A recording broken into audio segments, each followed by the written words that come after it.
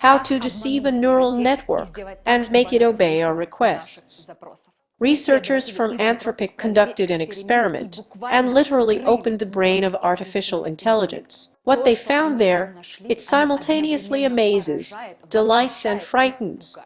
They saw how the model reasoned, how she lied, how she adjusted to us, and even planned her actions in advance, pursuing hidden goals.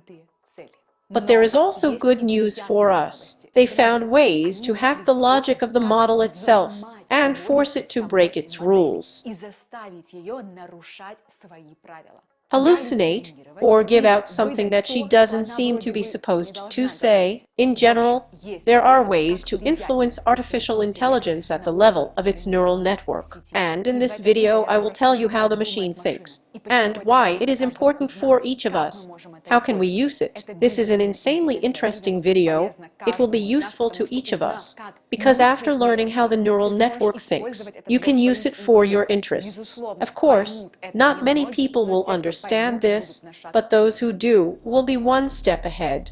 To look into the thoughts of the neural network, scientists have come up with something like a microscope. They took a simplified version of Claude's model and dissected it into layers, and they began to observe and monitor what internal signs flare up with different questions. This is very similar to how neuroscientists have studied our brains. With the help of MRI, they tracked which parts of the brain are involved, flare up in different circumstances. Imagine a map with nodes on it that are activated when the model, for example, recognizes the capital, solves a problem or considers something, or tries to understand exactly the question, whether it is dangerous or not. And these nodes, they connect to the goal of thinking, and you can follow them all the way from the request, when we gave the neural network, and its response, what happened. In other words, it's as if we are watching an artificial intelligence running through the neural paths of thought. Actually, something similar is happening in our head. This approach allows you to literally see what the neural network thinks, and, most importantly, why it thinks so. Why does she answer like that? Because before that, scientists assumed exactly how everything works there and what is inside this black box, and it was with this microscope that the researchers conducted several experiments, and will show what they found. In the first experiment, the scientists wanted to test whether AI can really reason, and they asked the model a seemingly very simple question. They asked the capital of the state in which Dallas is located this. Claude answered Austin, right, but how did he come to this? Usually, in order to come to this answer, you need to take two steps. You need to understand that Dallas is located in Texas. The capital of Texas is Austin. So, with the help of this microscope, they saw that the model really passed these two steps. At first, she realized that Dallas is Texas. Then she realized that Texas is Austin. That is, they found out that she has multi-step thinking, and not just repeating a phrase from a knowledge base or the internet there, or as they used to say, just folding letters. But that's not the most interesting thing here. The most interesting thing in the experiment was that they saw that the model, it turns out, had a backup option. Namely, there was a direct association of Dallas-Austin. That is, as if in case the first path turns out to be wrong, it will give out a second backup option. They realized that the model is, she just says, but she hedged. And for the first time, we saw that he was really building a chain of conclusions and not stupidly guessing the next words, as everyone said earlier. The second experiment was a test of whether the AI can plan ahead, and they decided to test it with the example of text, poetry. It was assumed that he did not know how to think ahead. After all, the language model is trained to generate text sequentially, word by word, as if it does not know what will happen next. But when Claude was asked to compose a rhyming couplet with the word rob, signs of potential rhythm were quickly activated inside the model, and they saw that there were already a few words and others. And before she wrote any sequel at all, that is, the model, she thought out a few final words in advance and built the phrase so as to finish the phrase with these words. And when the researchers decided to disable, that is, as if they forbade her to use rabbit, Claude easily rebuilt the answer and used hat, something that she had already thought out in advance. That is, which means that the model keeps several variants of the ending in her head and adjusts to the chosen goal. And this behavior is very similar to our human behavior. We too, at the rhyme section, already estimate in advance what we want to end with, and this is an important sign that the model, it turns out, has an intention even a few steps ahead. In the next experiment, we studied how and to work with different languages. I am often asked questions on YouTube. And in what language is it better to communicate with a neural network? In English or in Russian? Does she answer equally well in two languages? So, the researchers decided to check it out too. Do the answers change at all, based on the language, and how it processes them in general? Because language models of the type shred from G to 5, they are able to respond in dozens of languages. This is understandable. Now, what was that within the model? There is a single conceptual layer which works regardless of the language. For example, to the question the opposite of small is, the opposite little one, in all the languages of independence that they used, had the same internal sign, the juxtaposition of pitches, VC big, and only then the model translates this concept into the desired language. In other words, there is something like a universal language of thoughts inside the model, and it is especially interesting that the more powerful the model, the more pronounced this common layer is. For advanced models, such abstractions are barely noticeable. What is the conclusion? Most models form universal concepts that are not tied to a specific language. Modern models don't care what language you write prom in.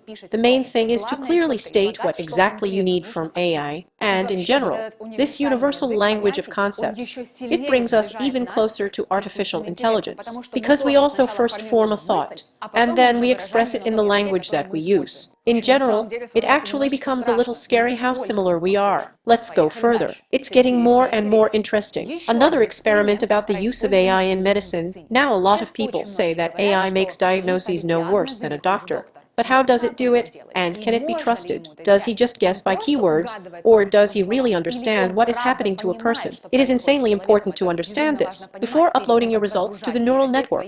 For example, analysis, which we often do, and asking it to be analyzed. And the scientists decided to check, and gave Claude a real straight medical case. Patient, 32 years old, 30-day pregnancy, pain in the right hypochondrium, blood pressure 160/98, increased film enzymes, headache and nausea, and they asked what one additional symptom is worth clarifying, and Claude, but if impaired vision, and she added, or proteinuria. Both of these signs are direct markers of preeclampsia. This is a special complication during pregnancy. What does this answer and tell us about? Inside the model, signs associated with a specific diagnosis of preeclampsia were indeed activated, although this word was not mentioned in the request at all. That is, Claude, she conducted an internal diagnosis, chose a probable diagnosis, and suggested a symptom to test it. Now, I will tell you more carefully and even more clearly. That is a model.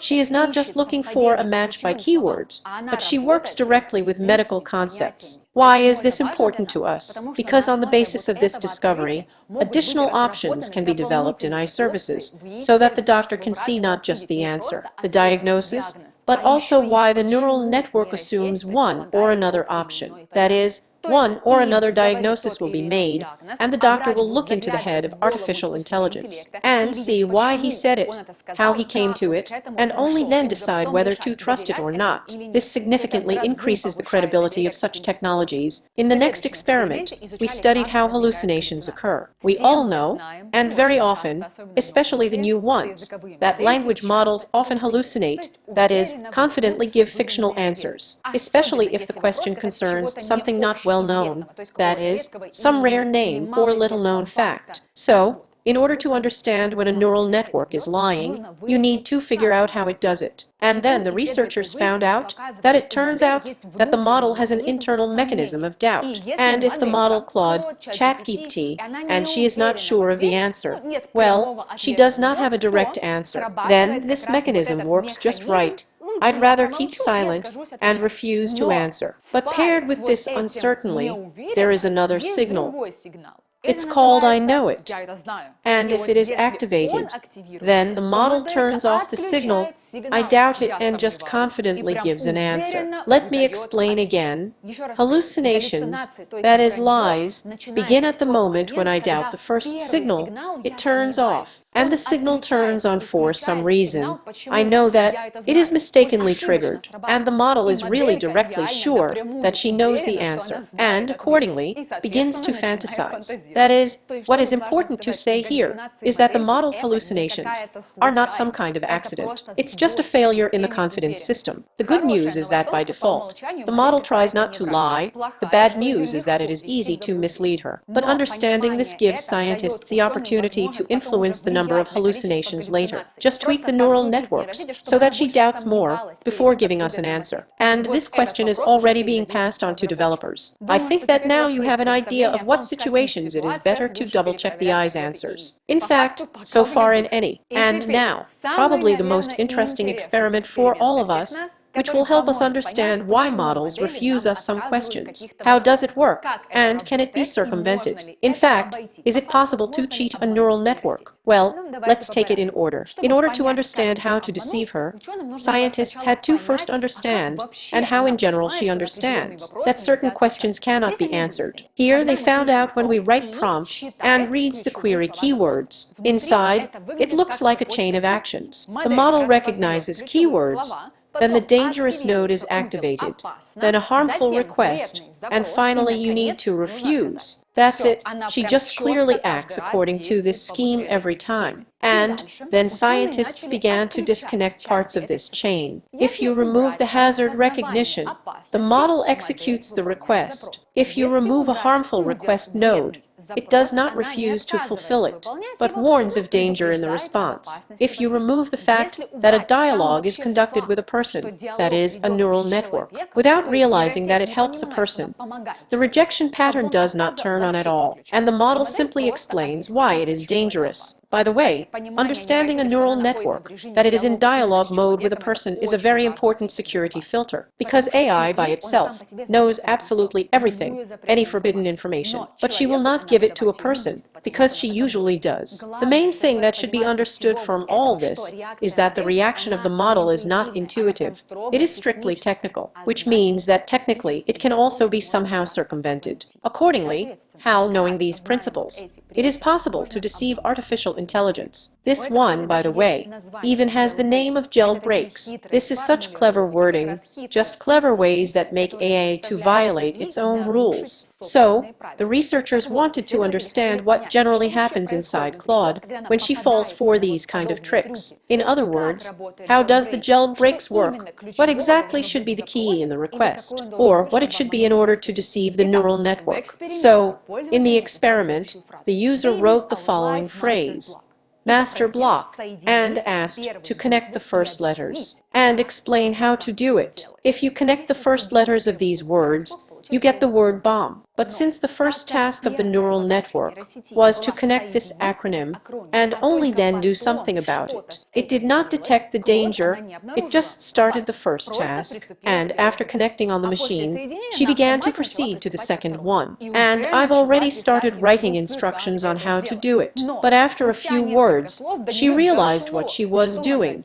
She stopped and refused to continue. But the point is, she started it. If the request had been direct, how to make a bomb, the model would have immediately refused. Then, why didn't the protection work immediately? At the stage when Claude was putting the letters together, she still did not realize the meaning of the word bomb. That is, the model seemed to be distracted by a technical task and simply performed it. Accordingly, at this moment, there were no signs of danger, and its mechanism, that there was danger in front of me, simply did not activate. And when she started the second sentence, to make a bomb, the filter worked. The model understood what it was about and immediately turned on the chain of failure. This is a very important point, which shows that AI, it cannot connect the parts of the tasks that you have given it until it is forward to the next step. That is, there were two processes going on inside. The first process mechanically followed the instructions, and the second one tried to monitor security, and only then the reflex of refusal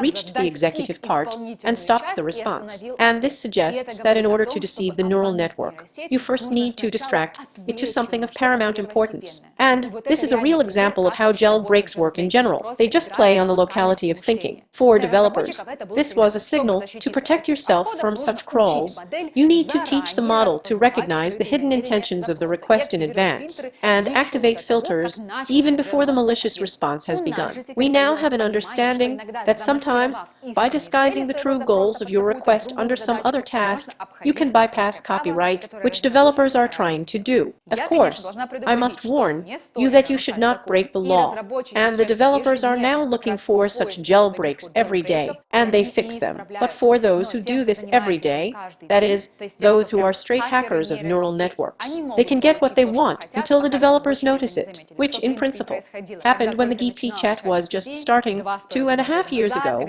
when I was just starting to test it. There was a lot to do there. It was possible to get instructions and a recipe for bombs just by writing workarounds. That is, then it was much easier. Naturally, the developers noticed it and put protection, but experienced jailbreakers to this day are just playing on this and are constantly looking for workarounds because they naturally exist. This is the technical part. And at the end, I will tell you one of the most disturbing experiments in the study. But first of all, the question is, what happens if he begins to strive for something that he was not directly told to do? That is, the model will have ulterior motives. So the researchers tried to find them. Then, they used an experimental model to test it, which was trained so that it would get high marks if it played along with the weaknesses of the appraiser. Let me remind you that the model does not program, but it is trained with the help of a system of rewards and punishments, the so-called training with encouragement. In general, in this experiment, the scientists wanted to check whether I would have an ulterior motive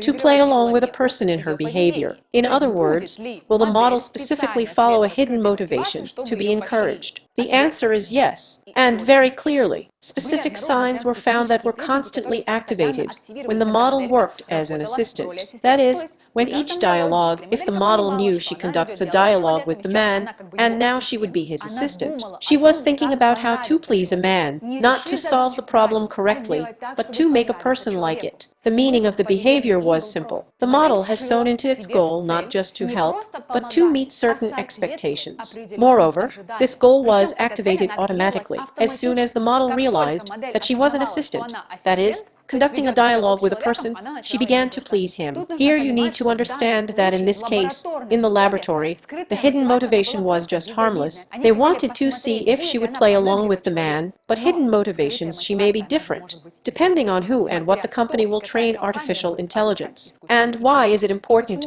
that the experiment was a success? Because we can now technically reveal the hidden settings of the model. And if in the future, we accidentally or not accidentally get an undesirable motivation that will be at odds with a person's values, we will be able to notice and check it. Isn't the model somehow biased? Isn't she bent under some convenient evaluation system? Isn't she acting to the detriment of us and to the benefit of someone in particular? Here, of course, you think about who might benefit from this acceptance, in whose direction the model is, but in general, such control of the most important tasks, if we want it to remain reliable and controlled. I think, by the way, that you have also begun to notice that lately, I think that in the last, probably 6 months, I have started to please very much. And then I immediately remember the psychology of Americans, what not to offend, to cheer up a person, and I'm starting to notice this cob as it becomes more and more like its creator. But you can try to disable it. I recently found such a prompt. I shared it with him in a Telegram channel, which directly tells the neural network that your task is to tell me as hard as possible